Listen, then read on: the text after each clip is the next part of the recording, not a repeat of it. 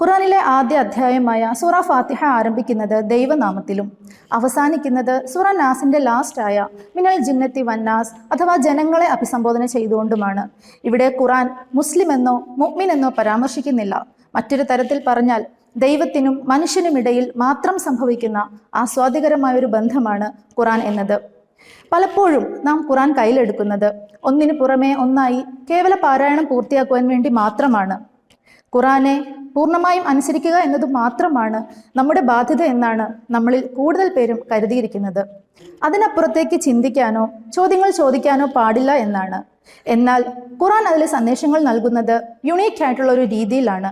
ഖുറാൻ നമ്മോട് ചോദിക്കുന്നത്, നിങ്ങൾ ചിന്തിക്കുന്നില്ലേ, നിങ്ങൾ മനസ്സിലാക്കുന്നില്ലേ? ചിന്തിക്കുന്നവരുടെ മനസ്സിലുണ്ടാവുന്ന ചോദ്യങ്ങൾക്കുള്ള ഉത്തരമാണ് ഖുറാൻ എന്നൊക്കെയാണ്. അതായത് ഖുറാന്റെ സന്ദേശങ്ങളെക്കുറിച്ച് ബ്രെയിൻ ഉപയോഗിച്ച് ചിന്തിക്കാതെ പൂർണ്ണമായി അനുസരിക്കണം എന്നല്ല ദൈവം നമ്മളോട് പറയുന്നത്, മറിച്ച് ആ സന്ദേശങ്ങളെക്കുറിച്ച് ചിന്തിക്കാനാണ്. അങ്ങനെയെങ്കിൽ ഖുറാൻ നാം കയ്യിലെടുക്കേണ്ടത് സ്ഥിരമായി ഖുറാൻ പാരായണം ചെയ്യുന്ന ഒരാൾ എന്ന നിലയ്ക്കോ ഖുറാനിൽ നിന്നും എന്തെങ്കിലുമൊക്കെ മനസ്സിലാക്കിയ ഒരാൾ എന്ന നിലയ്ക്കോ ആവരുത്.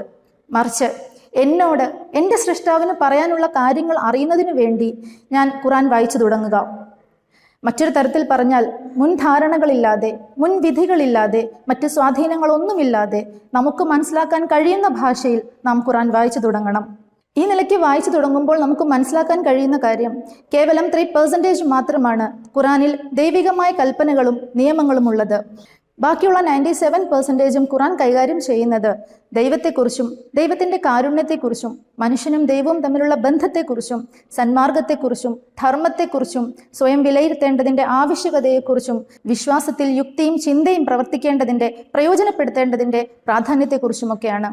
എന്നിട്ടും ഇന്ന് ഇസ്ലാം എന്ന് കേൾക്കുമ്പോൾ ആദ്യം ജനങ്ങളുടെ മനസ്സിലേക്ക് വരുന്നത് കുറേ അധികം റൂൾസ് ആൻഡ് റെഗുലേഷൻസ് ആണ്. പ്രവാചകൻ സല്ലല്ലാഹു അലൈഹി വസല്ലമ മുആദ് ഇബ്നു ജബൽ റളിയല്ലാഹു അൻഹുവിനെ യമനിലേക്ക് ഭരണ ആവശ്യത്തിനായി അയക്കാൻ തീരുമാനിച്ചു. എന്നിട്ട് അദ്ദേഹം പറഞ്ഞു, മുആദ്, താങ്കൾ ആദ്യമായി ജനങ്ങൾക്ക് സ്രഷ്ടാവിനെക്കുറിച്ചും അവൻ്റെ ദൂതനെക്കുറിച്ചും പരിചയപ്പെടുത്തി കൊടുക്കുക.